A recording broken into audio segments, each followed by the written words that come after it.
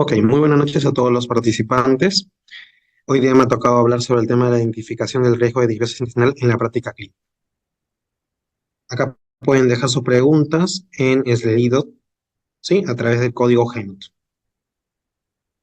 Ya conocen un poco sobre mi hoja de vida y voy a pasar a decirles sobre el tema del contenido del día de hoy. Hoy día vamos a ver el tema de conceptos claves del microbioma, microbiota, que son conceptos fundamentales para poder explicar toda la sesión. Vamos a ver también aspectos fundamentales de la disbiosis intestinal, avance de la identificación del riesgo de disbiosis y factores que favorecen la microbiota intestinal de manera saludable. Como un primer punto, vamos a ver los fundamentos del microbioma y la microbiota. Este término es fundamental para poder nosotros establecer cada una de estas características. ¿Como cuáles? A ver, vamos a ir analizando cada uno de estos puntos muy específicamente. Miren, tenemos el término microbiota. Es un término que ya se está utilizando muy frecuentemente, ¿sí? Antes esto era como el tema de lo que vendría a ser la flora intestinal, conocido. Ahora ya vamos a tener un término establecido. Vemos que la microbiota sería la comunidad de estos microorganismos residentes en un nicho ecológico determinadamente, ¿sí? El microbioma vendría a ser el conjunto de estos microorganismos formados. Vemos también los genes y algunos metabolitos que van a producir. Mientras que el microbioma humano van a ser también ese conjunto, pero a nivel gastrointestinal, un neurogenital, el aparato respiratorio y la piel. El tema de la disbiosis que vamos a ver nosotros, vamos a ver las alteraciones de la microbiota intestinal y las respuestas adversas a la hospedera. Otro de los términos que también vamos a estar observando en estos puntos sería también algunos con respecto a la parte de los genes. ¿Cuáles vendrían a ser estos? Tenemos a la metagenoma, que vendría a ser el complejo del material genético de justamente este microbioma del hospedero. Tenemos a la metagenómica, que vamos a ver justamente este material de las bacterias propiamente. Y tenemos a la metatranscriptómica, que vamos a ver justamente al ARN que está transcrito a este nivel.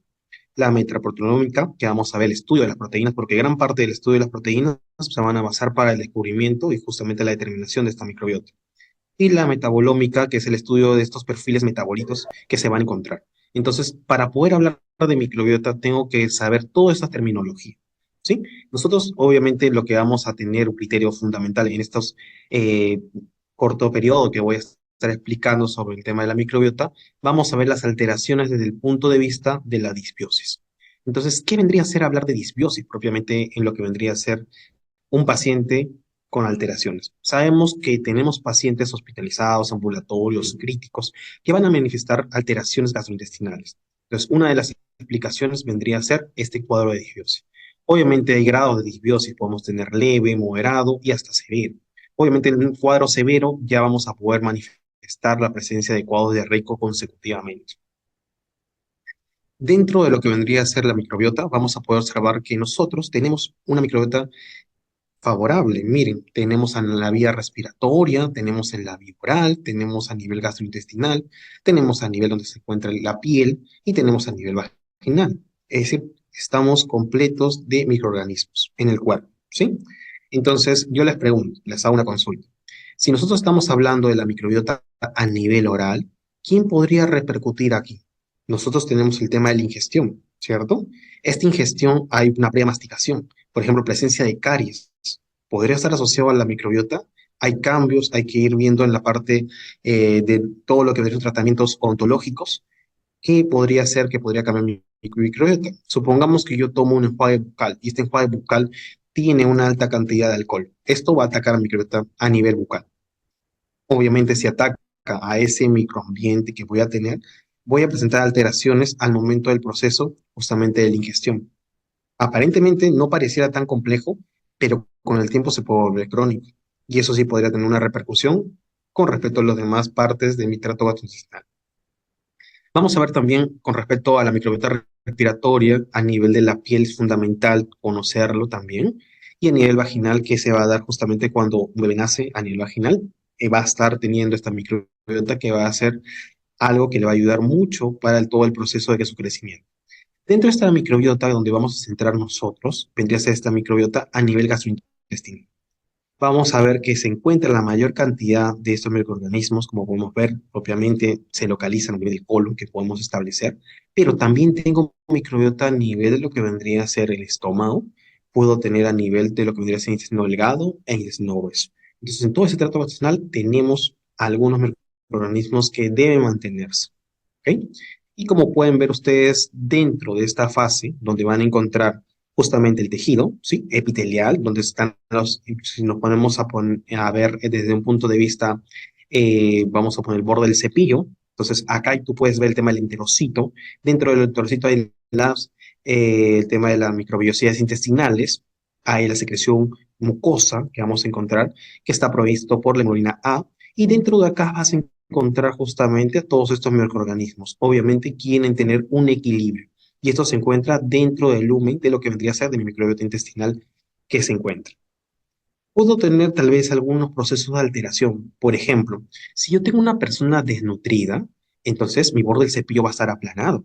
Entonces vengo a tener una complicación desde el punto de vista interno y eso puede influenciar dentro de lo que vendría a ser este microambiente a nivel del proceso de absorción.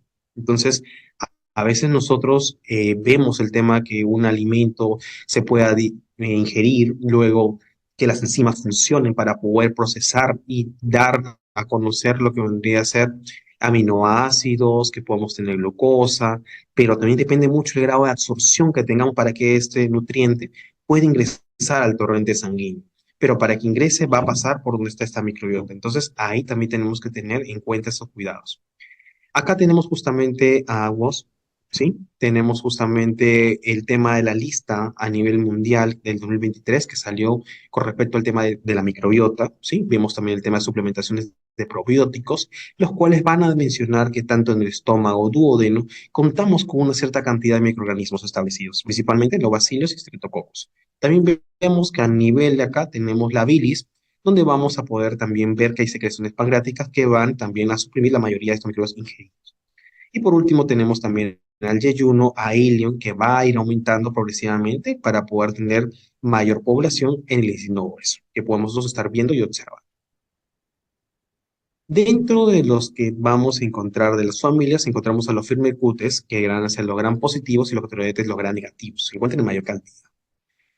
Algunos aspectos generales de esta microbiota intestinal que vamos a poder observar son los siguientes. Por lo general, hay etapas de la vida donde tu microbiota va a ir cambiando. Por ejemplo, a nivel de la infancia, donde tú puedes ver a nivel, si el bebé nace a nivel del útero, que estaremos acá, a nivel de parto natural, ¿sí?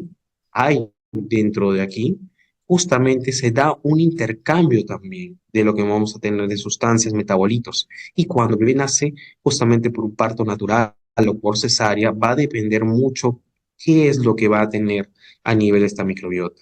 ¿Sí? Entonces, también hay algunas terapias donde comienzan a colocar al bebé sustancias a nivel para que también pueda tener ese contacto, por más que nace por una operación, ¿cierto? Vamos a poder observar también que el transcurso de las semanas también van a aumentar algunos microorganismos. En los primeros meses, el contacto con animales que puedan tener, alimentos también sólidos. Obviamente tenemos que tener estos animalitos parasitados para que no tengan ninguna complicación. Entonces va a depender mucho también de ese momento para que tú puedas decir que tu niño tiene justamente una adecuada microbiota intestinal. Por eso el trato gastrointestinal es el más estéril durante la etapa uterina.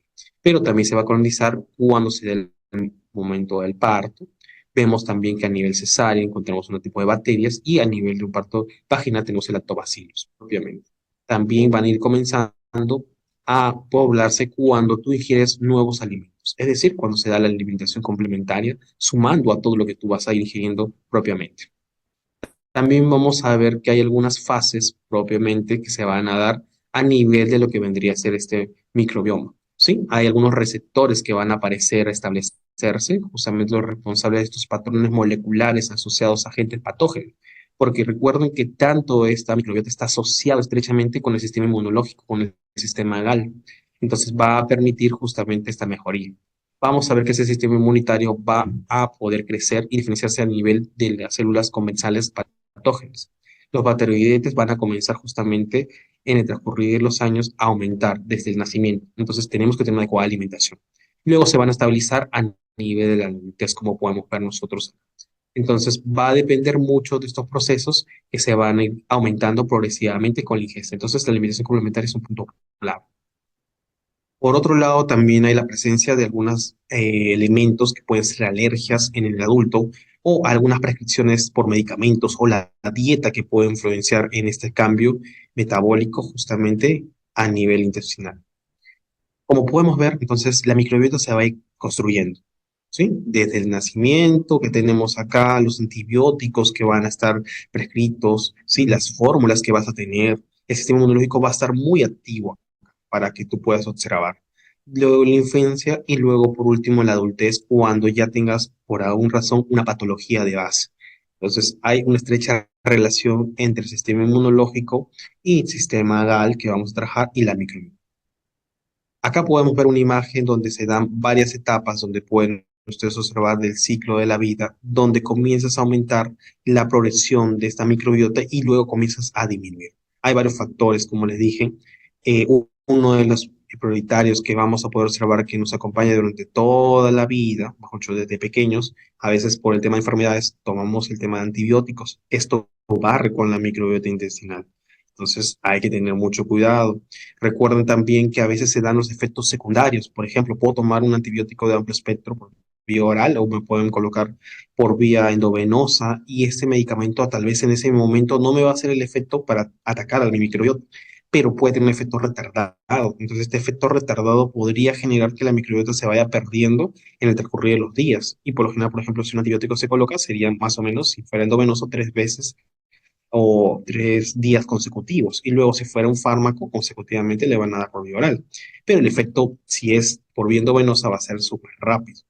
Y probablemente el paciente en el transcurrir va a ver algunas modificaciones, tal vez a nivel gastrointestinal. Eso tiene que ser reportado. Y ahí justamente cuando tenemos algunos tipos de pacientes que ingieren por mucho tiempo prolongado algunos medicamentos que no son antibióticos de amplio espectro, también podrían generar estas alteraciones.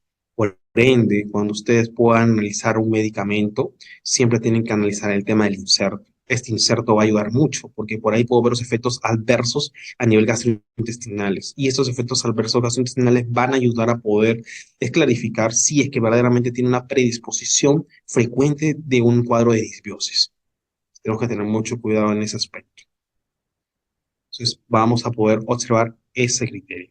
Acá podemos ver algunos factores principales dentro de la composición, también el ejercicio, la edad, la geografía, el tema también de la lactancia, la alimentación, la parte genética, va a influenciar mucho, ¿sí?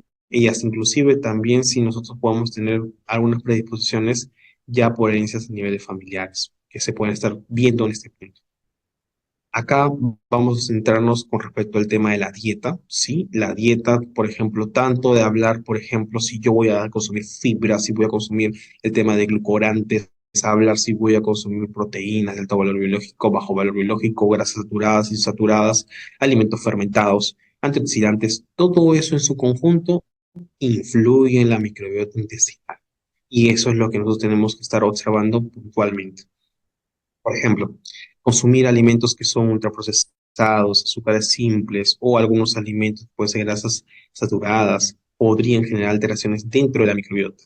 Entonces, podemos ver que la alimentación va a cambiar a tu microbiota. Entonces, tenemos que tener una adecuada alimentación para poder mejorar ese requisito. Acá podemos ver algunas funciones a nivel intestinal, donde vamos a encontrar que la microbiota nos va a ayudar para poder ver funciones específicas. Por ejemplo, colonizar, como vemos que se puede impedir esta translocación bacteriana, colaborar en la ingestión de los alimentos porque va a ayudar a metabolizarlos en algunos casos, síntesis de algunos alimentos, algunos elementos también que se van a encontrar acá, modulaciones también del sistema linfocitarios que van a incluir dentro de la defensa. Entonces, todo es un mecanismo que van a ir al simultáneo, que nosotros tenemos que tener un adecuado cuidado. Entonces, necesitamos tener un proceso de eubiosis intestinal y para eso vamos a tener que tener todos los sistemas que se encuentren en un estado de homeostasis.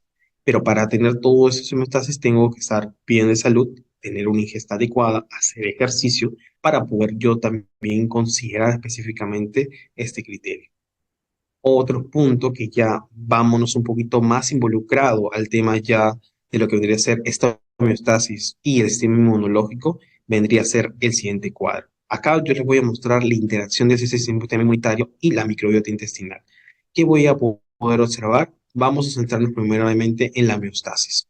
En el caso de la homeostasis, ¿qué es lo que voy a encontrar? Prioritariamente, como un primer punto, vamos a encontrar que dentro de lo que yo voy a señalar a este lugar, encontramos justamente las bacterias que son los Firmicutes bacteroidetes. Acá están justamente el borde del cepillo y acá justamente la secreción del muco que estaba mencionando. Hay el tema de las células comensales oportunistas y también los que vendrían a ser los agentes que no son oportunistas. Y dentro de acá encontramos justamente esta microbiosidad intestinal. ¿Va a desempeñar una función clave de absorción? Sí. Y dentro de acá van a liberarse algunas sustancias como las interleuquinas 25, las interleuquinas 33 y también algunos otros tipos de sustancias que van a ayudar a mantener el equilibrio. Esto va a ayudar mucho porque va a tener una homeostasis adecuada con el tema de la cadena de los ácidos grasos que se van a ver producidos a ese nivel. Y necesitamos algunas sustancias que van a procesar este mecanismo. Por ende, yo tengo acá justamente los ácidos grasos de cadena corta, los cuales van a ser utilizados a este nivel. Entonces, tengo ya tanto el tema de la producción de butirato, propionato y acetato. Ellos van a también a producirse y van a producir la energía para poder manejar y fortalecer esta mucosa a nivel gastrointestinal. Dentro de esta homeostasis tenemos las interleuquinas 25, como podemos ver, y también otros factores, y la 33, que van a contribuir al crecimiento y también al momento de transformaciones a nivel de los basófilos que vamos a poder ver. Como pueden ver aquí, acá es el torrente sanguíneo, entonces los basófilos van a ir generándose a este nivel. También la activación de los monocitos que van a ver los macrófagos, si es que por ahí se están activando un funcionamiento de unos mastocitos que puedes ver y algunas otras sustancias que van a fundamentar, a utilizarse dentro de este proceso de que dentro de acá también hay unas células que vamos a ver EMIs, también tituladas, o células presentadoras antígenos. Cuando hay un agente patógeno que quiere entrar, se van a activar y van a mantener un equilibrio a nivel fagocítico con respecto a lo que vendría a ser el equilibrio a nivel del sistema innato que vamos a presentar. Y ahí tenemos las células presentadoras dendríticas de la mucosa. Dentro de estos criterios que vamos a poder evaluar, vemos también la capacidad de producir sustancias de las interleuquinas y factor también de crecimiento tumoral, los cuales van a influenciar para poder hacer frente ante si es que hubiera alguna complicación de ese nivel. Dentro de acá tenemos también los complejos de histocompatibilidad que se van a presentar para activar justamente a los TCDR, que vamos a poder ver justamente y la activación de las células que vamos a encontrar, tanto los T reguladores que se van a presentar a través de los linfocitos T Naiber o los ricin iniciales, los que no han atacado nunca, se podría decir en pocas palabras, de ese sistema inmunológico adquirido. Y entonces se va a dar durante esta interacción la competencia del agente patógeno y el macrófago va a utilizarse, va a darse también ese proceso de proinflamatorio y luego se va a dar una regulación con esas células T reguladoras y se genera la homeostasis y tal vez pueda cesar el tema de la inflamación y se da justamente el equilibrio que yo quiero. Esa es la homeostasis que siempre va a mantenerse. Es decir, yo voy a tener en actividad constante mi sistema inmunológico dentro del torrente sanguíneo que se encuentra detrás de ese borde del cepillo, mientras que dentro de mi producción a nivel de la microbiota intestinal tengo la secreción mucosa y a ese nivel voy a encontrar también a esas bacterias que van a querer ingresar, van a querer tal vez hacer translocación bacteriana y necesito buscar un equilibrio en este medio. Entonces, el sistema inmunológico y el sistema vagal está muy estrechamente relacionado a este nivel. Luego, por otro lado, voy a encontrar también que estas células presentadoras, también los macrófagos van a soltar los factores activadores de las células P. Y esto van a producir justamente la inmunolina A. Esta inmunolina A, ¿para qué es importante? Porque va a ser el que va a ayudar a producir la secreción mucosa para que los agentes patógenos no, o algún tipo de agente extraño no se siente o se pare en ese momento en esta microbiosidad intestinal para buscar el equilibrio que voy a tener. Entonces, teniendo este proceso de alteración que vendría a ser el cuadro de disbiosis intestinal, voy a ver justamente que ya no hay un equilibrio normal y esto puede ser por procesos inflamatorios. Dentro de este proceso inflamatorio, como le estaba mencionando, uno de los tantos que podría ser, vendrían a ser los medicamentos. Otro que también son las dietas no adecuadas. Y por otro lado, el uso excesivo de glucorantes, el uso también bajo del consumo de lo que vendría a ser la fibra, las frutas, el tema también de no tener la fibra tanto soluble e insoluble, genera un cambio, obviamente un proceso de alteración. Acá podemos ver justamente que esta microbiota saludable tienes algunas características. Y también cuando tú tienes justamente una microbiota con disbiosis va a tener otras características. Por lo general, hay bajo la permeabilidad intestinal, ¿cierto? Uno de los primeros puntos, hay mayor producción justamente de lo que vendría a ser el tema de las tipos de grasas de cadena corta, la sensibilidad a la insulina, mientras que en el otro caso no hay esa presencia, hay procesos de alteración. Algunos síntomas que puedo yo manifestar dentro de un cuadro de disbiosis. ¿Qué podrían ser? Cuadros diarreicos sería una manifestación casi al final de todo un proceso, ¿cierto? Y por eso tendremos que ver de manera indirecta este parámetro. Tener flatulencias, desagradables olores en la boca, eructos, dolores abdominales, distensión, disminución de apetito y náuseas, ya viene a decirme que ya hay una alteración, pero no es reportada. Por ende, se tiene que reportar para poder ver estas alteraciones. Dentro de estos factores que van a contribuir al deterioro de esta alteración de esta microbiota, como les dije, van a ser los alimentos, el tema genético y la parte inmunológica que tienes que tener en claro. El impacto de esta disbiosis va a atacar por patologías a distintos órganos muy específicos. Acá vemos justamente que esta disbiosis intestinal está asociado a distintas enfermedades, desde oncológicos, respiratorios, pacientes que pueden tener problemas a nivel de lo que vendría a ser hepáticos, diabéticos, que pueden encontrar.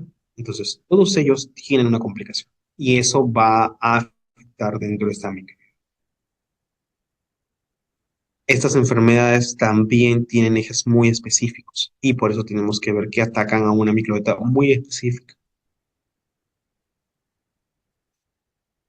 Vemos que en el transcurrir de los años hay alteraciones, ¿sí? El uso tanto de antibióticos, tener una persona con obesidad, con estado inflamatorio constantemente, tener desórdenes gastrointestinales con la dieta específicamente, va a alterar esta microbiota. También va a reducir algunos criterios de algunos tipos de bacterias. Tenemos también en cuenta que consumir una polifarmacia, es decir, una persona que tiene más de 3 medicamentos, ¿cierto? Y sigue tomando el corrido. Lastimosamente, podemos observar que a veces el tema de los antibióticos o el caso de los medicamentos que pueden ser para las enfermedades crónicas no transmisibles suelen, en algunos casos de algunos pacientes que no siguen al parámetro justamente de la prescripción, pueden agravar la fisiopatología y eso conlleva que tú aumentes la dosis de medicamento. Y eso mismo va a atacar a tu microbiota más adelante. Es como que al inicio, cuando no tienes el cuadro diarreico, no prestas mucha atención en ese aspecto. Y en el transcurrir de los años, cuando das un medicamento no antibiótico, puedes comenzar a presentar algunas alteraciones que suelen ser ligeras, eructos, vómitos, náuseas, puedes tener distinciones abdominales y a veces llegamos a un punto a convivir con esos criterios y pareciera como que si es que esto no tuviera repercusiones a la larga y asociamos a que puede ser la patología, pero en realidad tú estás haciendo un cambio dentro de tu micro y eso tenemos que tener mucho cuidado a la larga. Dentro de ese sistema inmunitario vamos a ver que se dan las alteraciones, como hemos estado hablando del tema de inflamaciones. ¿Qué es lo que podemos estar observando nosotros desde este punto de vista? Uno, ahora vamos a analizar desde el cuadro de disbiosis, porque tenemos que hablar, si yo hablo de disbiosis, ¿qué es lo que sucede internamente? Por lo general se pueden dar en personas mayores, en alteraciones de personas que no tienen un proceso adecuado fisiológico de todo lo que hemos hablado previamente. Vemos que justamente que se da esta producción ya de estos componentes que otra vez se van a activar, como hemos estado mencionando, pero ahora va a disminuir justamente la función de activación, ¿cierto? De estas enzimas que ya hemos hablado, de estas enzimas EMI, que van a ser portadoras, y justamente comienzan a haber complicaciones porque se van a aplicar justamente estas vías tanto inflamatorias que van a estar influenciando. Se da justamente una estimulación a nivel celular, como podemos estar viendo, y van a estar tanto estas células T helper 2 que van a estar en actividad. Y se da también este compromiso de histocompatibilidad que hemos hablado, se da la activación y las células T reguladoras que van a aplicarse. Las células B van a disminuir su aplicación o su función específicamente y va a generarse una liberación justamente de estas hemoglobina A. Al reducirse este proceso de inflamación o de función a nivel de los macrófagos, vamos a ver que se da por tiempos estacionarios donde se da esta inflamación del sistema GAD. Entonces los macrófagos van a activarse y van a generar justamente que liberen estas citoquinas proinflamatorias, los cuales van a conducir justamente a la producción y va a haber también estas sustancias reactivas de oxígeno que se van a dar a este nivel. Entonces vamos a poder observar que junto a niveles tanto de T reguladores, de Halper y monoglina A, van a aumentar la invasión justamente del agente patógeno. Hay liberaciones de estas citoquinas proinflamatorias, los cuales van a querer hacer un frente en el estado inflamatorio ante esta patología que puede estar teniendo durante todo el tracto gastrointestinal. Teniendo eso en cuenta, ya se da el cuadro de disbiosis. Y yo como al final puedo ver todo esa alteración, profesor. Miren, vimos uno de los criterios que vendría a ser la escala de Bristol, que va a ayudar mucho para tener un patrón a lo que vendría a ser esta predisposición del cuadro diarreico, que es la manifestación de severidad de este cuadro de disbiosis, pero previamente puede manifestarse el cambio de la estructura de las deposiciones en tipos. Y luego voy a ver la secuenciación metanómica que vamos a ver a nivel de esta microbiota intestinal, donde yo también con una muestra fecal puedo analizar todo. Y ahí tengo un estudio más minucioso a nivel de este compuesto que voy a ver justamente del ARN 16S, ¿cierto? Entonces yo puedo analizar justamente ese nivel, qué proceso de alteración tienes en tu microbiota. Pero de manera indirecta,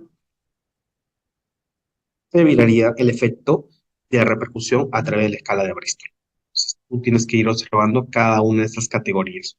En algunos países podemos utilizar el test de esa secuenciación que se va a dar a través de la microbiota, pero en otros, lastimosamente, no tenemos esa tecnología y tenemos que hacer un criterio también desde el punto de vista de la escala de posiciones de lo que es la escala de Bristol.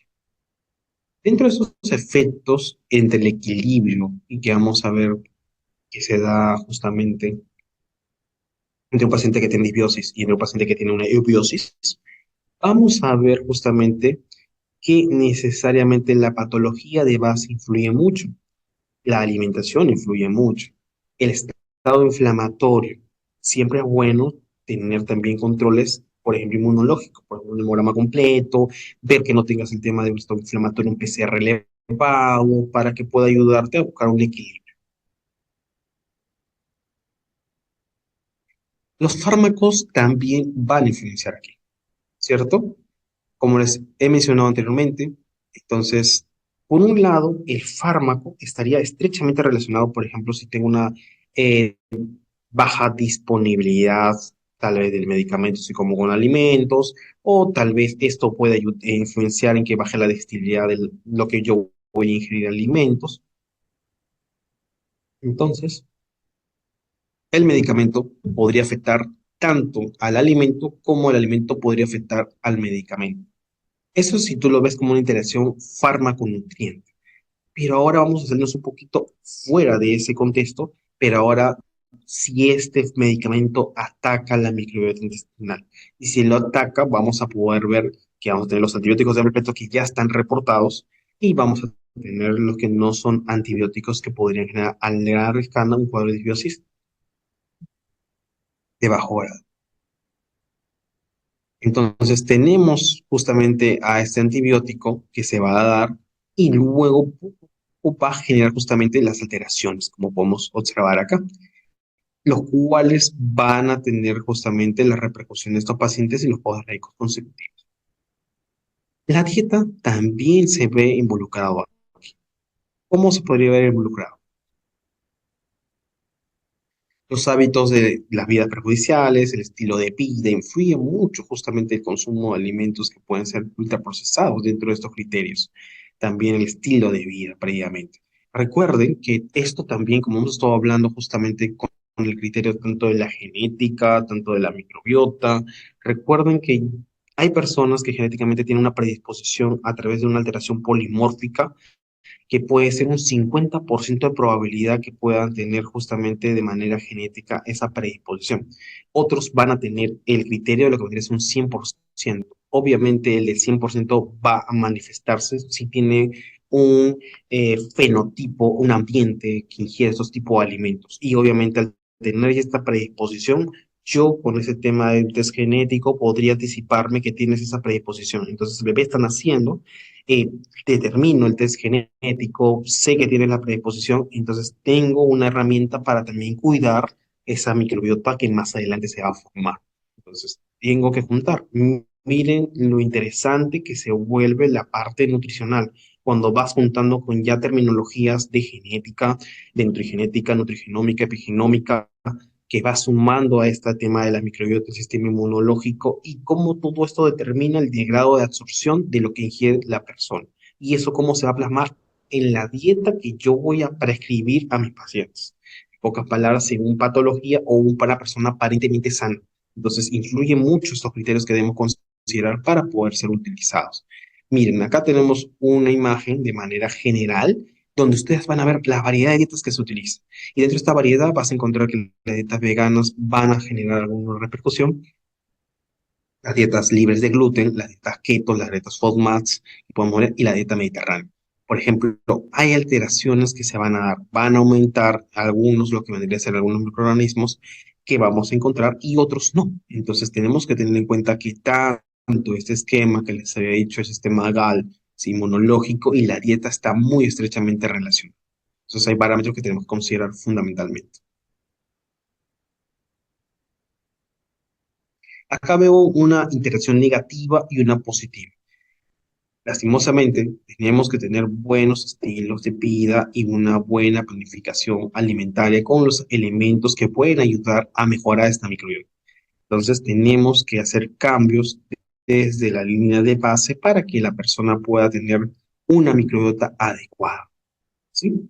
Y para tener una microbiota adecuada tenemos que saber cómo evaluar esta microbiota, cómo puedo ayudarme, cómo puedo reanalizar ante la circunstancia que no tenga cómo evaluar, ¿sí? Como le dije, yo puedo hacer un test a nivel de microbiota y puedo saber qué tipo de bacteria o grupo de la familia o subespecie está alterado.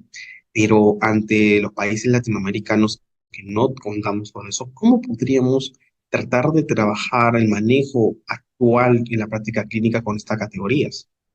Tenemos que ver algunos criterios muy específicos. Acá podemos también observar la mejorar este tema de alimentación tiene que tener una prioridad el enfoque de la microbiota. Algunos avances que vamos a ver justamente en la identificación del riesgo de disbiosis van a ser los siguientes. Y comenzamos. Vamos a ver los tamizajes sobre disbiosis intestinal. ¿Qué es lo que vamos a encontrar a ese nivel? Primero, como les dije, la dieta y la microbiota fue determinada justamente a través de las proteínas que iniciaron los estudios por ese lado. Y los avances de la secuenciación de ese ARN16S, que es el muy conocido. Vamos a ver varios estudios que justamente se investigaron esta parte para ver el impacto de las proteínas en las dietas.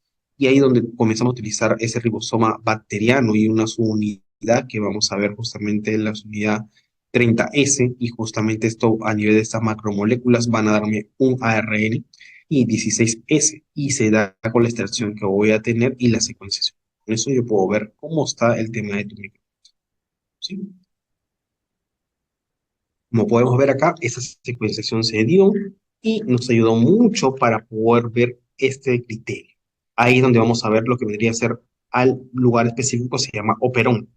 Este operón justamente va a ser la región del ADN donde tú vas a codificar este gen para ver justamente de la proteína. Entonces sirve para identificar mucho. Como le dije, esta técnica se utiliza para poder determinar, para ver el tema de las cepas, pero lastimosamente en todos los países no se encuentra activo. Entonces, Nosotros tenemos que utilizar herramientas que nos puedan ayudar también para poder ser rápidos en una parte hospitalaria. Entonces, ¿dónde yo podría ver esta parte para poder trabajar? Miren, acá les presento uno de los cuestionarios que se está manejando a nivel de Brasil. Momento. Hay muchas propuestas que se han estado dando, acá justo se ha ido gestionando, y encontramos justamente este cuadro o preguntas frecuentes de lo que vendría a ser de disbiosis. Entonces, este cuestionario lo hicieron, ¿sí? Se dio la propuesta, pero no fue todavía validado. Entonces, en un momento determinado, cuando se generó, es decir, tenían estudios de observacionales y mencionaban y decían, ah, mira, este estudio puede estar asociado a esto, pero como les dije, un cuestionario tiene que ser validado en una población específica para ver el efecto y la repercusión que tiene. Vamos a ir analizando algunas de las preguntas que justamente tiene este cuestionario para que podamos manejar. Habla sobre si eres mayor de 60 años, ¿cierto? Si es nacido de parto natural, si ha sido amamantado justamente. También habla sobre el tema del consumo de frutas, verduras y legumbres o cereales a nivel integrales. Habla sobre también cuántas veces a la semana justamente consume preparaciones caseras o azúcar refinados o artificiales. Habla también sobre algunos alimentos industrializados que tú puedes estar también ingiriendo algunos alimentos. Habla sobre el tema del consumo de alcohol. Habla sobre el tema de presencia de ejercicios actuales. Habla también sobre un estrés físico o mental que pueda tener la persona. Habla si es fumador. Menciona también el tema de alguna utilización de algunos antibióticos, como le dije, de amplio espectro, que vendrían a ser los que van a generar eso. Y algo muy interesante que considera son los inhibidores de bomba de protones. El tema de laxantes, el tema de antiinflamatorios, corticoides o metformina, que son los no antibióticos que van a generar el cuadro de disbiosis. Es muy interesante que lo consideren. Como les dije, van a generar estas complicaciones futuras. Vamos a ver también sobre suplementaciones y que tienen prebióticos, probióticos, simbióticos que se pueden utilizar.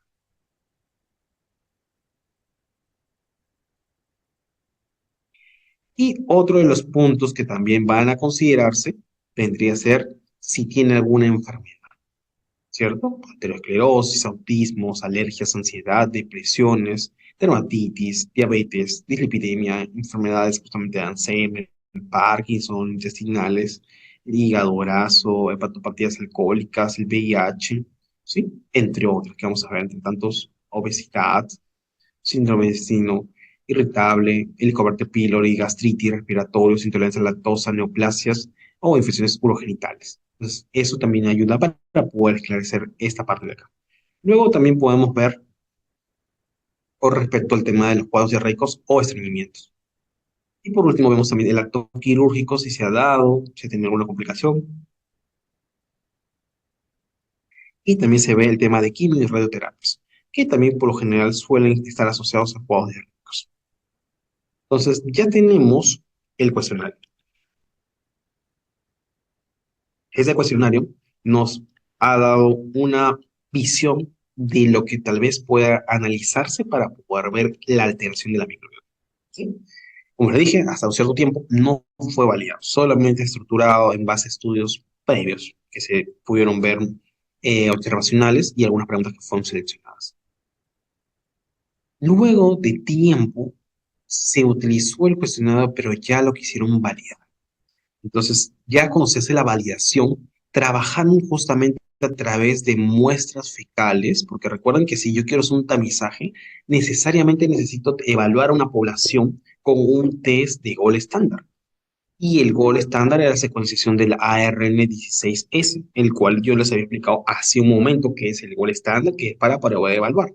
Entonces, ¿qué es lo que quisieron evaluar?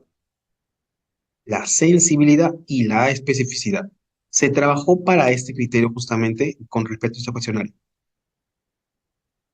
Y ese cuestionario me da el 55% de sensibilidad y el 55% de especificidad para yo poder ver y decir, este cuestionario tiene. Obviamente, esto es una propuesta y me parece muy interesante que salgan propuestas como este tipo, porque así hacen el criterio y hacen énfasis en que la microbiota es un punto clave dentro de la nutrición, ¿sí? Y sobre todo la gastrointestinal que va a producir alteraciones y tarde o temprano el paciente se me va a desnutrir. Entonces, la propuesta en este año a ese nivel, como puedo yo explicarles, vendría a ser una de las tantas, esta. Pero esta es muy interesante porque ya comienza a validarlo con el gol estándar. Las otras eran propuestas o anteriormente no existían. Entonces, vemos que se está utilizando esos criterios. Luego, en un estudio justamente que vamos a ver por Balmat, se trabajó uno, pero resumido, donde pudieron ver el cruce de informaciones, donde ya se da una información, donde sea más rápido y que se pueda utilizar en la parte tanto hospitalaria, consultorio, y también tiene un cierto criterio, ¿sí? Dentro de eso se trabajó justamente el cuestionario de riesgo de disbiosis, que es el RISC-R. Igual se trabajó a partir de muestras fecales y con la secuenciación del ARN16S y se utilizó como una nueva herramienta. ¿Y qué es lo que utilizaron? Se utilizó también la pregunta ¿naciste por cesárea? Que hemos visto que obviamente hay cambios a nivel de la microbiota si no nace. Vemos si fue amamantado por menos 6 meses, que es clave dentro del sistema inmunológico. Si consumes alimentos ultraprocesados, esto genera los cambios a nivel de la microbiota. Usted fuma, también ante un agente patógeno, antibióticos que van a ser los de amplio espectro que habíamos hablado, si toman antiesteroideos, no esteroideos que tenemos antiinflamatorios. Vemos también el tema si ha recibido un tratamiento o algún seguimiento con una patología.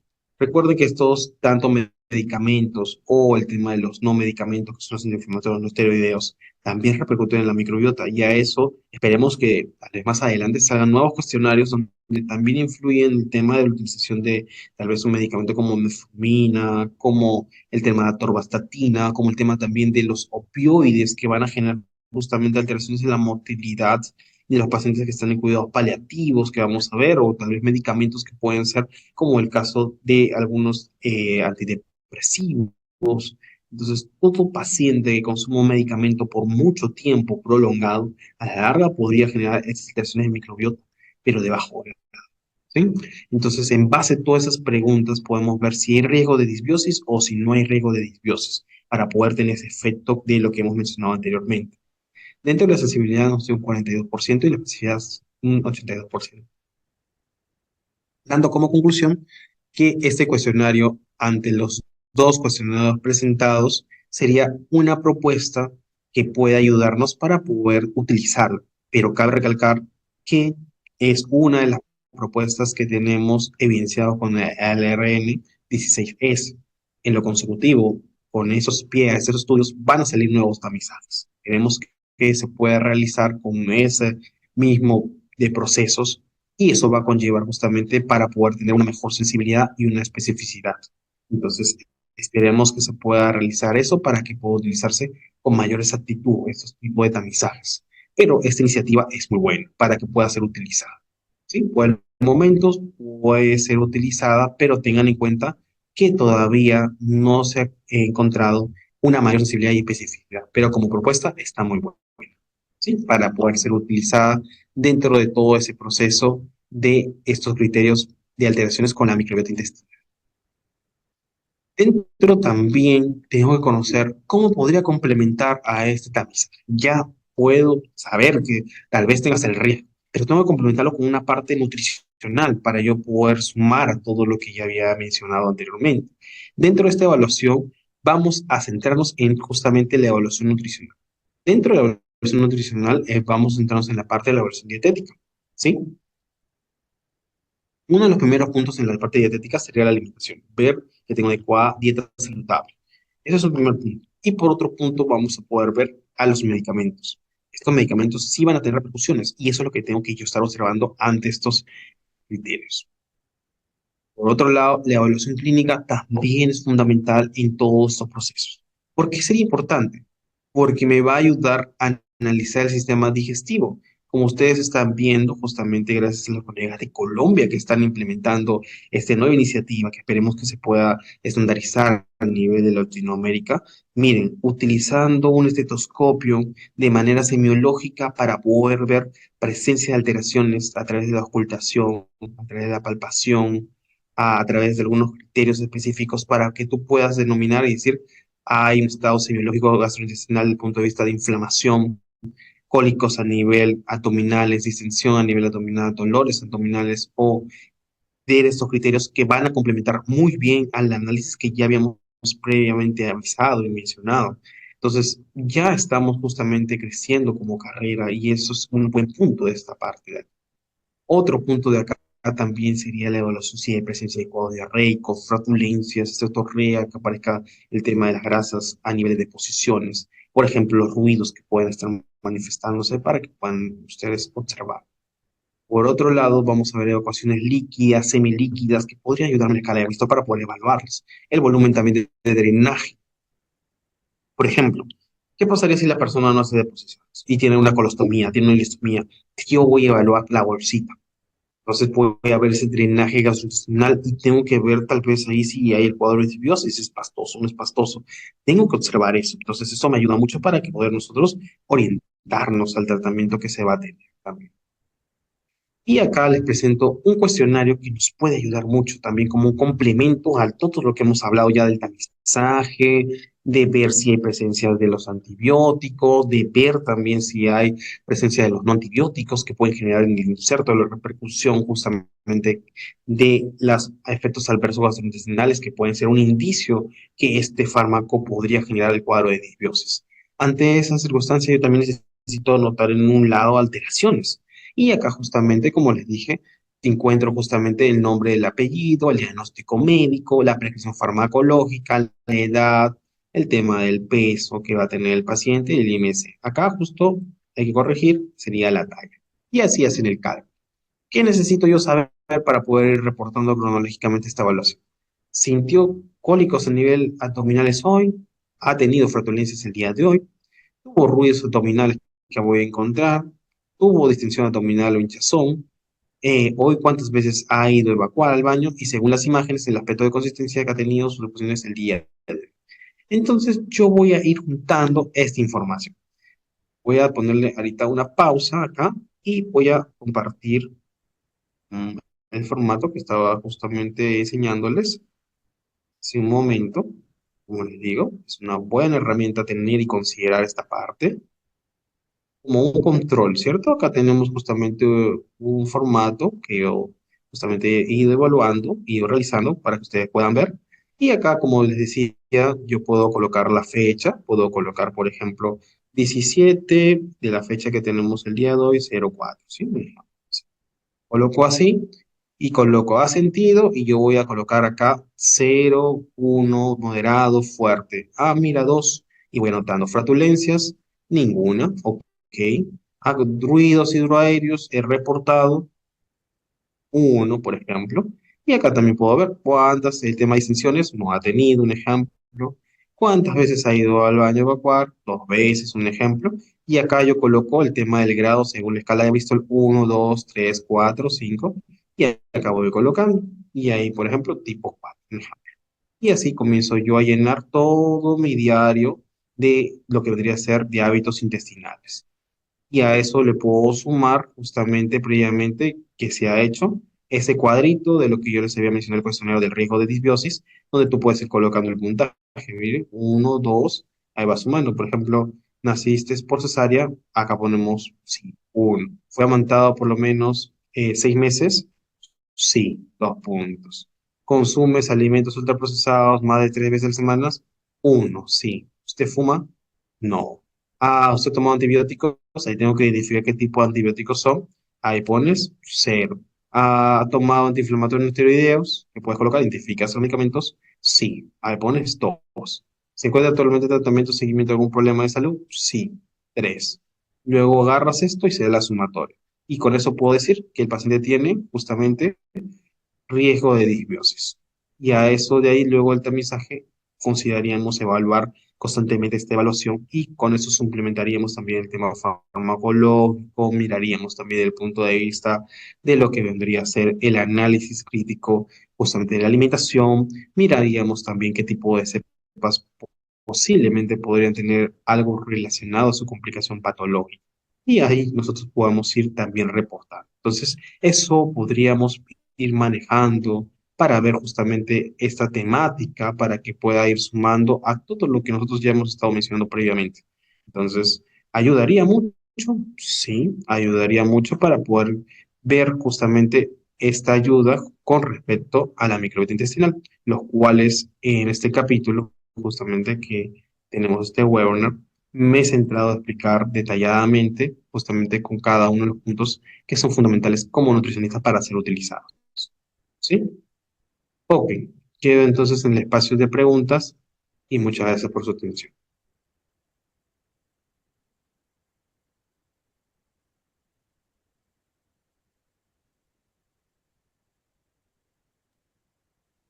Bien, pasamos al primer espacio de preguntas y respuestas. Si me permite, por favor, el equipo de soporte técnico para poder proyectar.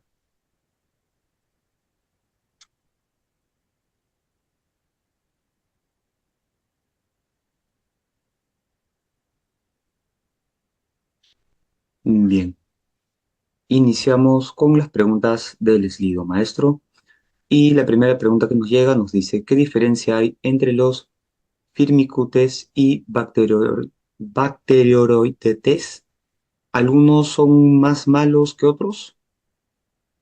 Ya, miren, para eso hay que nosotros observar un punto muy específico. Dentro de estas familias vamos a encontrar subespecies que van a encontrarse y dentro de estas subespecies ahí es donde nosotros tenemos que ir viendo. A veces nosotros, obviamente, son familias grandes de lo que se van a ir reportando, vamos a poder nosotros observar. Por ejemplo, dentro de las beneficiosas que vamos a encontrar justamente los bifidobacterios, los bacillus que vamos a encontrar, y mientras que en las partes oportunistas encontramos los clostridium, los bacteroidetes, en algunas cepas muy específicas que van a generar tarde o temprano que esta persona pueda tener un proceso de alteración. De manera general, tú hablarías lo que vendría a ser el tema de Firmicutes y Batroidetes, que hay cantidades, pero de acuerdo a lo que vendrías a tener complicaciones, podrías tener una disminución de esa subespecie propiamente.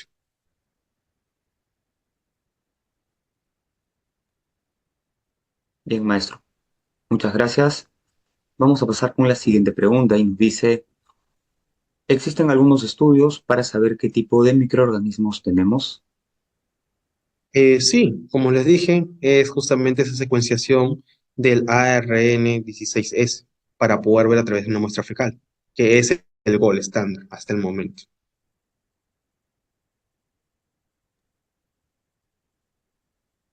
Bien, maestro. Vamos con la siguiente pregunta. Nos dicen, si la metformina provoca disbiosis, ¿qué se puede recomendar a los pacientes que hacen uso de este medicamento para mejorar la microbiota? Ya, miren, acá hay un punto clave. En primer lugar, el tema de la metformina, si nosotros nos podemos analizar el inserto, tú vas a poder observar que poco a poco, gradualmente, tendrían que darse la prescripción de la metformina. Entonces, en primer lugar, yo, desde mi punto de vista, diría que si alguien te va a prescribir una metformina, debería ser un especialista endocrinólogo. Porque si tú analizas el inserto, menciona gradualmente ir evolucionando. Y hay varios trabajos de tesis donde justamente ven el avance y ahí sugieren dar justamente algún tema de cepa. Pero debes tener previamente la seguridad que esta persona va a tener justamente, vamos a observar desde un punto de vista un equilibrio. Por ejemplo, tú le das el tema de la cepa, ves que la persona tiene su sistema inmunológico normal, entonces puedes suplementar con el probiótico. Pero si tú tuvieras una persona diabética que está con un compromiso inmunológico deprimido, entonces ahí todavía tendrías que esperar que su sistema inmunológico se mantenga en estabilidad para recién poder suplementar, ya que está este microambiente tumoral o tal vez por el tema de agentes patógenos de otras patologías de compromiso inmunológico puede generar esta alteración. Entonces, necesariamente necesitas un profesional que pueda prescribir ese medicamento. Igual sabemos que a dosis grandes van a generar este cuadro de disbiosis. Por ende, las personas que la primera vez que ingieren el tema de la metformina suelen tener los cuadros diarreicos. Entonces, ya hay como un impacto porque le dan dosis demasiado altas. Entonces, necesitas a alguien que prescriba bien la parte farmacológica, que es el especialista endocrinólogo, para poder ir evitando un poco esta complicación y que sea gradual. Tú vas cambiando la dieta y al simultáneo, si no tienes ningún compromiso inmunológico, podrías ir ya recomendando algún tipo de suplemento como el tema de probiótico para evitar esta complicación. Recuerden que por un lado es el tema de lo que tú podrías mejorar, lo que vendría a ser ese microambiente que vas a tener a nivel de lo que vendría a ser la parte gastrointestinal, pero también tienes que ver que ese borde del cepillo esté activo.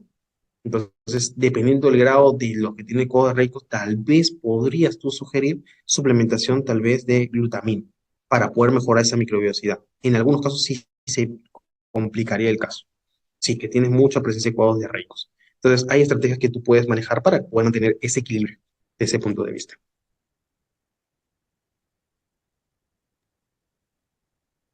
Bien, maestro, muchas gracias. Vamos a pasar con la siguiente pregunta. Nos dicen, me retiraron la vesícula y sufro mucho de acidez por las madrugadas y dolor, a veces diarreas. Puede ser por eso mismo o por disbiosis. ¿Cómo puedo mejorarlo? Ya. A ver, en primer lugar, si se le ha retirado el tema de la vesícula, obviamente dentro de la vesícula tenemos el tema de la secreción de la bilis, es decir, la bilis va a generarse propiamente lo que vendría a ser la parte hepática. Lo que sí tenemos que tener en cuenta, al no tener el tema de la vesícula, la parte hepática va a producir una bilis, pero esa cantidad puede ser bastante, puede ser poca. Lo recomendable en un primer principio vendría a ser que esa persona pueda consumir alimentos bajos en nivel de grasas saturados. Esa es una primera indicación que se le da siempre a un paciente que no tenga el tema de vesícula. En el caso de los cuadros que puede ser diarreas, hay que ver previamente si no presenta cefalorrea, porque tal vez puede ser que haya disminuido también la funcionalidad de lo que da la parte hepática de bilis y ver si se está dando la emulsificación. Entonces, yo mandaría para ver el tema de aquí, si es el tema de vesícula, un examen funcional para ver un Sudan 3 para ver presencia de grasas y ver esteatorrea en este punto de vista. Por segundo lugar, miraría el tema de dolor, ¿dónde está localizado? Es a nivel de, todavía sigue manteniéndose a ese nivel del hipocondrio, a nivel intestinal, para poder identificar esta categoría. Recuerden que el tema de la vesícula es un órgano externo y el nivel del tema de disbiosis es donde está la etapa del tubo gastrointestinal, prácticamente estómago, patio intestino o intestino grueso.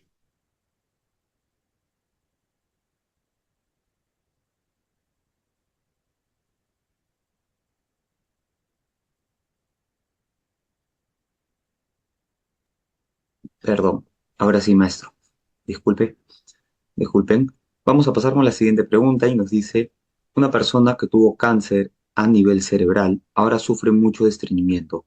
¿Cómo se puede tratar? ¿Recomienda alguna cepa de probióticos? Ya, a ver, primero hay que analizar qué tipo de cáncer es, qué repercusión ha tenido un tratamiento previo. Ese es un primer punto que yo quisiera mencionar, porque siempre para hablar de todo paciente oncológico tenemos que conocer la base.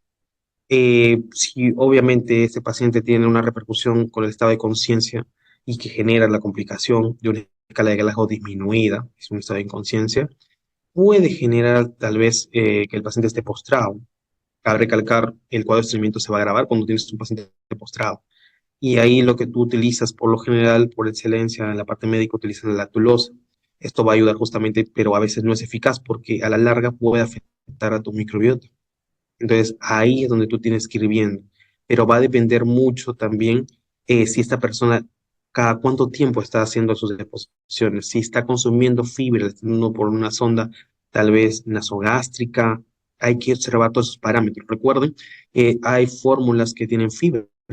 Entonces, yo diría en esa primera parte para ver cuál es el seguimiento, iniciar con tema de fibra y al simultáneo, cuando ya regularicemos este mecanismo, dar el tema de alguna tipo de cepa para poder tener un mantenimiento. Pero no se olviden, tienen que ver ustedes cómo está el sistema inmunológico previamente, antes que de una cepa de probióticos. Tienen que ver el equilibrio para que puedan dar eso. Mejor dicho, el paciente tiene que estar estable para que puedan ver ese criterio. Bien, maestro, muchas gracias. Vamos con la siguiente pregunta. Bien, ok, bien, ya nos habían escrito. Nos piden si por favor podría repetir la diapositiva de signos y síntomas de la disbiosis, por favor. Y qué excelente ponencia, muchas gracias. En el caso justamente como le estaba comentando de los signos y síntomas, recuerden, tener náuseas, tener vómitos, tener flatulencias, tener malestar. A veces estos criterios pasan muy desapercibidos. A veces hay pacientes que mencionan, he comido algo, me ha caído pesado. Ok, tal vez puede ser una sola vez, Pero si tú lo sigues manifestando, esto es algo que no es normal. Y tú tienes que identificar qué órganos está afectando. Obviamente, así comienza el cuadro de disbiosis, alterándose tal vez a nivel gástrico o inclusive también a nivel de la masticación cuando dice tengo halitosis, no tengo, se llama, tengo dientes con caries. Inicia justamente el cuadro de disbiosis dentro de la parte bucal y a veces nosotros no nos hemos percatado. Entonces hay muchos puntos que nosotros tenemos que ser muy observadores para poder ver y ir determinando. Entonces, recuerden, un paciente no hay que verlo en un solo momento, hay que ver la repercusión que puede tener en el transcurrir de los años. Entonces, para que puedas anticiparte, hay que ver fármacos, hay que ver estilo de alimentación, predisposición genética, para poder tener todas esas categorías. Pero uno de los síntomas que sí vamos a poder ver que se da un efecto adverso, donde sí tenemos que estar en alertas, vendría a ser el tema del cuadro diarreico, que obviamente es una manifestación ya de severidad de ese cuadro de disbiosis.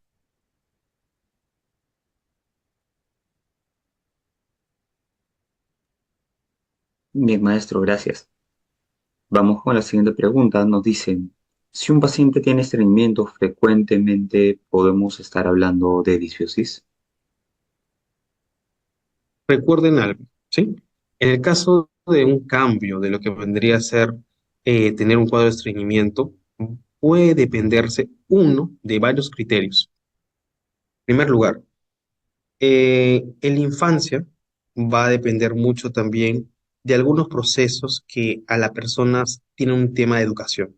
A veces algunas personas sufren de estreñimiento porque desde pequeños no han sabido mejor dicho, ver cómo hacer el tema de sus deposiciones. Es decir, algunas personas han tenido un criterio, o los padres de familia han enseñado a realizar en ciertos lugares justamente este criterio de deposición, es decir, una vez al día, en las mañanas, en la tarde, en la noche, y a veces desde ahí sale un problema ya futuro de estreñimiento. Otro problema también podría ser que esta persona pueda tener tal vez un colon muy grande. A eso le dicen el megacolon. También podría generar un cuadro de estreñimiento. Y otro podría ser que tenga tal vez un enrollamiento en el colon, ¿sí? Que aparece como si fuera un rulito. Y eso generaría también cuadro de estreñimiento.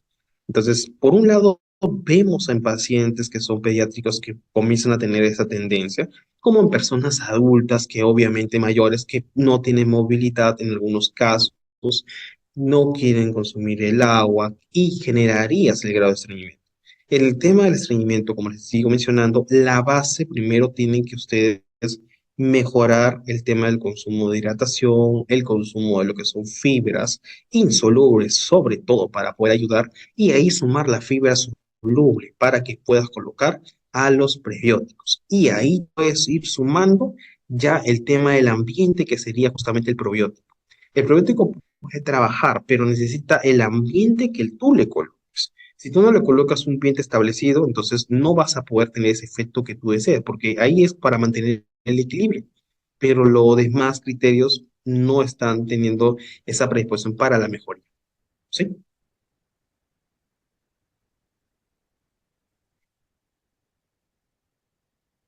Bien, gracias, maestro. Pasamos con la siguiente pregunta. Y nos dice, ¿recomendaría el uso de probióticos inmediatamente que el paciente que presenta cuadro diarreico al inicio del uso de metformina? ¿Cuáles recomendaría? Ya. En el caso de lo que vendría a ser la metformina, hay que ver que algunos tipos de cepas, en primer lugar, si es que lo venden en el lugar donde yo vivo, ¿cierto? Lastimosamente, algunos tipos de cepas, nosotros hay que considerar que no todos están en el mercado. También hay que considerar el tema de la dosis. Por ejemplo, las dosis que se dan en algunos tipos no llegan a la cantidad que tú quieres deseas. Por ejemplo, a veces en mi país yo puedo tener una cantidad de unidades de colonia que se necesitan justamente para tener un efecto favorable, pero en las presentaciones que hay justamente en el mercado no existe.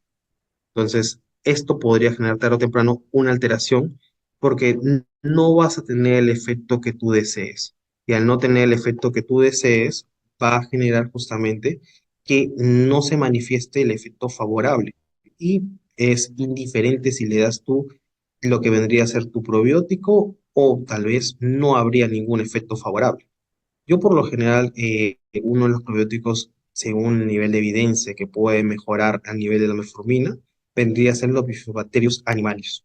Eso vendría a ser uno de los cuales se han ido trabajando en el transcurso de varios años con respecto al manejo en pacientes con diabetes. Hasta hay estudios que se han podido observar que van trabajando poco a poco la cantidad de metformina para que tolere la persona y previamente colocado a ese tipo de cepa. Y con eso ayudarían a que se pueda evitar menos complicaciones gastrointestinales, menos náuseas, menos vómitos, menos distensiones abdominales, menos hinchazones y el paciente tolerado. Entonces ya no estoy atacando a esta microbiota, ¿sí? Entonces ahí pueden ustedes utilizar ese tipo de cepa para poder manejarla, obviamente.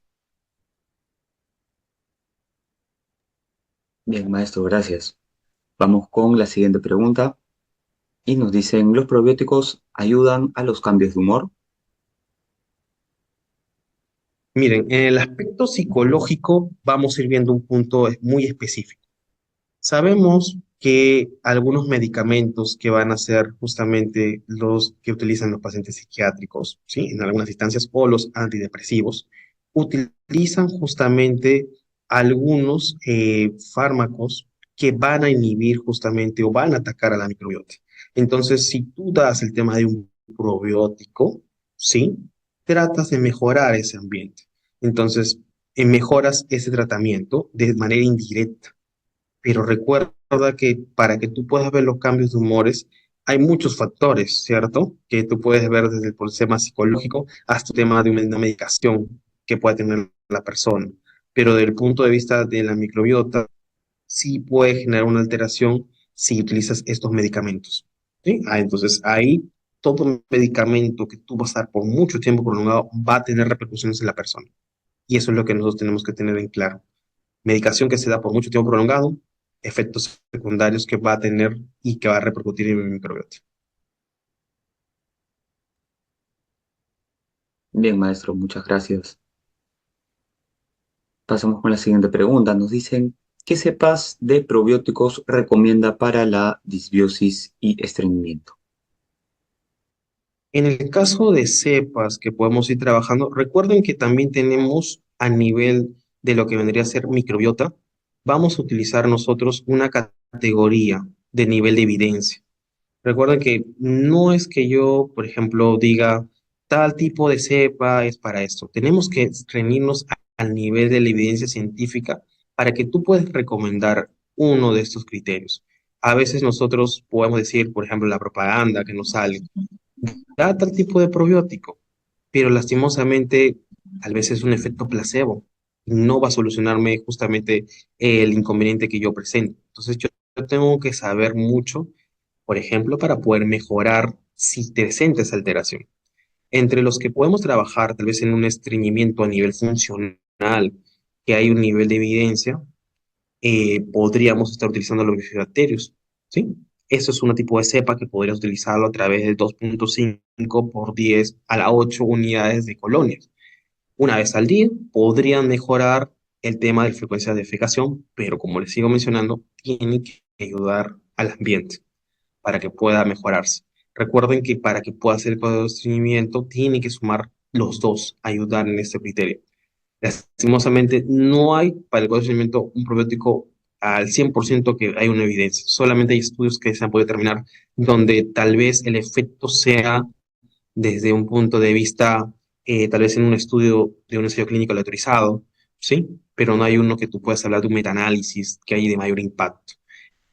Entonces hay algunos que pueden decirte consume el tema de tipo de esta cepa, o tal vez otros te pueden estar mencionando para este cuadro de estreñimiento, utilizar los criterios animalis, que justamente les había mencionado que se puede trabajar también para lo que vendría a ser la metformina, pero todavía siguen en estudios. Entonces, lo que tratan de dar con este tema de lo que vendría a ser esta cepa es mejorar el efecto o de lo que tiene el paciente no tenga una mayor complicación.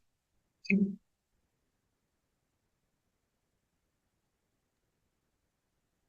Bien, maestro, muchas gracias. Vamos con la siguiente pregunta. Nos dice, si ya se tiene disbiosis, ¿es recomendable utilizar alimentos fermentados o esto exacerbaría más el problema? Ok, miren, en el caso de lo que ya tenemos el tema de las disbiosis, hay que nosotros ser muy específicos. Por ejemplo, si tú, vamos a poner el caso aparentemente sano, yo me encuentro de salud, vamos a poner así, entonces yo quisiera consumir algunos alimentos que me podrían ayudar para mantener un equilibrio de homeostasis a nivel intestinal y que tenga una microbiota favorable. Si yo estoy aparentemente sano, entonces puedo utilizar entre fermentados, puedo usar tal vez algún producto que tenga un producto lácteo, que tenga una cepa, puedo utilizar, pero recuerden que lastimosamente estos alimentos a veces no tienen una codificación de un tipo de número de cepas. Entonces es como que contienen tal vez ese elemento, pero no sé si es bastante o es poquito lo que van a contener en esta consideración. Entonces, lastimosamente, solamente me podría servir tal vez para poder buscar un equilibrio como un tratamiento profiláctico, tal vez para poder ver. Pero si yo ya tengo un cuadro de disbiosis, necesariamente tendría que utilizar una suplementación porque necesito una dosis muy específica para mejorar. Entonces, ahí es donde yo les comento que es lo que nosotros tenemos que incidir, tener adecuadas suplementaciones para poder tener mejorías en el paciente y así poder mejorar esta categoría. A veces hay probióticos que vienen en cápsulas donde vienen múltiples cepas, pero tú tienes que ser muy específico también. Entonces, a eso también, uno, no llegamos a las dosis. Dos, no estamos dando los probióticos que necesariamente se necesitan. Tres, no estamos preparando el ambiente para que este probiótico pueda ayudar. Entonces, ahí es lo que vendría a ser complejo dar un tratamiento de ese tipo. Entonces, tenemos que tener muchos puntos claves para poder dar esa suplementación. Entonces, si fuera profiláctico, tú podrías tenerlo, porque no sé si la dosis necesariamente me va a ayudar, solamente para mantener un equilibrio. Pero si yo tengo ya propiamente la disbiosis, ahí cambian las circunstancias, y si es que tú no llegas a la dosis, entonces estás haciendo dando un efecto placebo, más no estás solucionando el problema que tiene el paciente. ¿Sí? Con respecto al tema de kefir y lo que están mencionándome, como les dije, se puede es trabajar, pero como profiláctico, más que todo. No como el tema de lo que vendría a ser un tratamiento propiamente ya de la disbiosis, porque no hay una cuantificación exacta que tú me puedas dar. Mientras que cuando tú me dices, por ejemplo, voy a dar tal tipo de cepa, entonces tú ya sabes y me hablas tú en unidades de colonia. Entonces, eso ya es un tratamiento que tú vas a dar para mejorar. Lastimosamente, a veces el tema de lo que es la microbiota, prioritariamente lo tendría manejando el gastroenterólogo, pero a veces hay prescripciones de algunos profesionales de salud que no ven la parte de gastroenterología y lo prescriben, y a veces ese efecto no se está dando. Tal vez tú estás ingiriendo, pero es el efecto placebo. Tenemos que ser muy específicos al momento de esta suplementación. ¿Sí?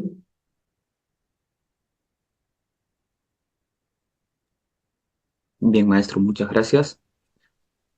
Terminamos con lo que son las preguntas a través de la plataforma Slido. Vemos que en el chat los colegas han estado pues bastante al pendiente y tenemos bastantes preguntas por acá. Vamos a pasar con las preguntas del chat. Nos dice la colega Camila Franco, ¿cuánto tiempo y en qué cantidad se recomienda suplementar con probióticos? Es muy variable. ¿Por qué es muy variable? Porque va a depender de la patología, va a depender de la circunstancia que te encuentres y va a depender también si tienes los medios previamente para poder mejorar. Sabemos que la dieta es un primer punto clave para que la microbiota cambie. ¿Tendrías que cambiar la dieta? Sí, para poder ver el tema de los cuidados pertinentes. Tendrías que ver la patología para poder dar una cepa muy específica. Tendrías que calcular prácticamente si es que el paciente tiene el cuadro diarreico o ese estreñimiento, cuál es la razón, ¿sí?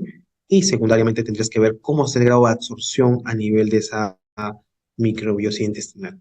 Entonces, tendrías que ver muchos esos parámetros para poder saber si vas a continuar con el tema de probiótico o vas a dar un tiempo muy prolongado. Por lo general, a veces podrías tú iniciar el tratamiento con un mes, pero tienes que tener todo de base, previamente el sistema organizado para que pueda dar funcionalidad.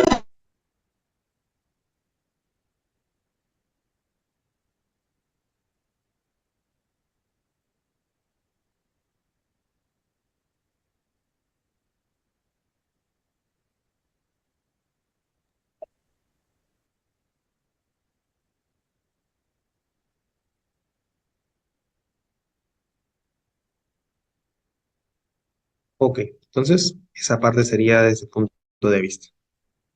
Igual de antemano, igual les voy comentando que la institución Genot más adelante va a estar organizando un curso, ¿cierto? Y que justamente va a ser un curso de microbiota y salud, para que ustedes puedan aprender todo el tema de estos criterios, tanto de un punto de vista a nivel eh, profundidad, donde ves el GAL, donde ves el sistema inmunológico, que es muy importante conocer estos mecanismos, para que tú puedas dar una base sólida para la prescripción. También conocer las patologías que tú vas a poder orientar el tratamiento y ver qué tipo de cepa podrías dar. Y también tener más instrumentos a la disposición para que tú puedas tener justamente el esquema para la organización de cada uno de esos tamizajes previamente y determinar si tienes este problema, ver también algunos temas de lo que debería ser el impacto y observar justamente las alteraciones gastrointestinales que puede tener la persona. ¿Sí? Eso les quería comentar justamente para los que están justamente escribiendo justamente ahora, si es que más adelante se van a hacer futuros eh, cursos o eventos con estas características.